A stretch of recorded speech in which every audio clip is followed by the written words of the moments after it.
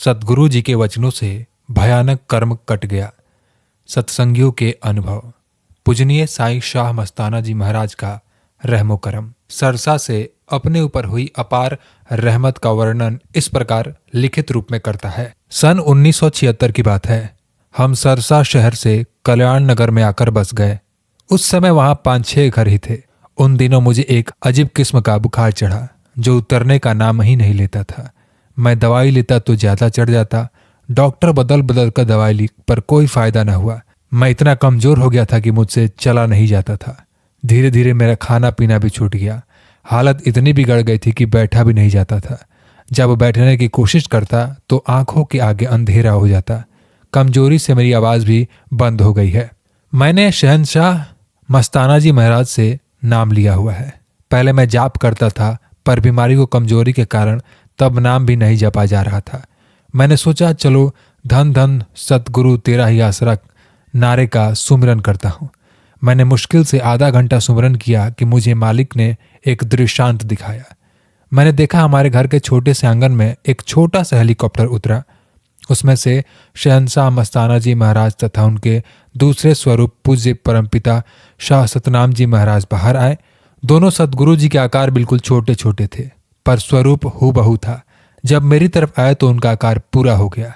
इतने में परम पिताजी ने एक तरफ हाथ से इशारा किया तो स्टेज पर चले गए। परम पिताजी स्टेज पर विराजमान हो गए। शहंशाह मस्ताना जी महाराज ने अपने हाथ में लिए एक छोटी अटैची में से बड़ी सिरिंज एवं टीका निकाला। शहंशाह जी की कृपा से मुझ में ताकत आई। मैंने ऊंची आवाज में अपने बच्चे को कहा कि साईं जी के लिए सुंदर कुर्सी एवं गद्दा लाओ। मेरी बात पर किसी ने अमल नहीं किया। मेरी पत्नी ने कहा कि साईं मस्ताना जी उन्हें लेने आ गए हैं।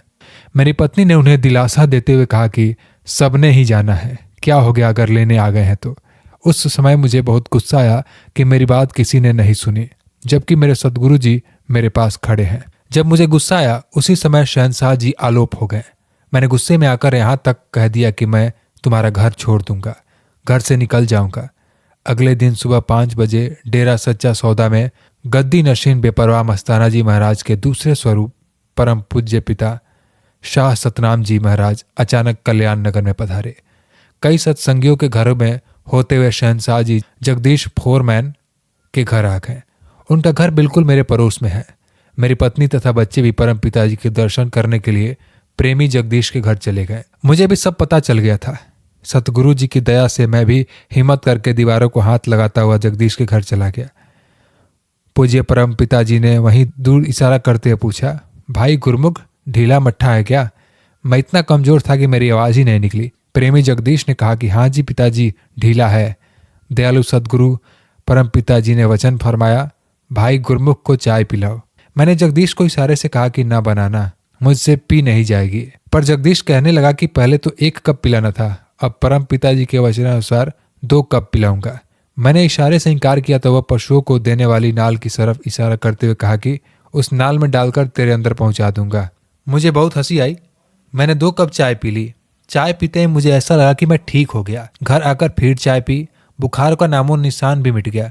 मैं उसी दिन से तंदुरुस्त हो गया। इस प्रकार बेपरवाह मस्ताना जी महाराज के दर्शनों तथा उन्हीं के स्वरूप परम पिताजी के वचनों से मेरा भारी असाध्य रोग अर्थात मौत जैसा भयानक कर्म कट गया। मैं पूज्य सतगुरु जी के उपकारों का बदला किसी तरह से नहीं चुका सकता। मैंने सतगुरु जी के तीनों बाडियों की सोहबत की है और उन्हीं के रहमो करम से कर रहा हूँ। तीनों बाडियां एक ही सतगुरु का नूर है। मेरी पूज्य हजूर पिताजी के चरणों में यही विनती है कि हे पिता मेरी ओर निभा देना जी।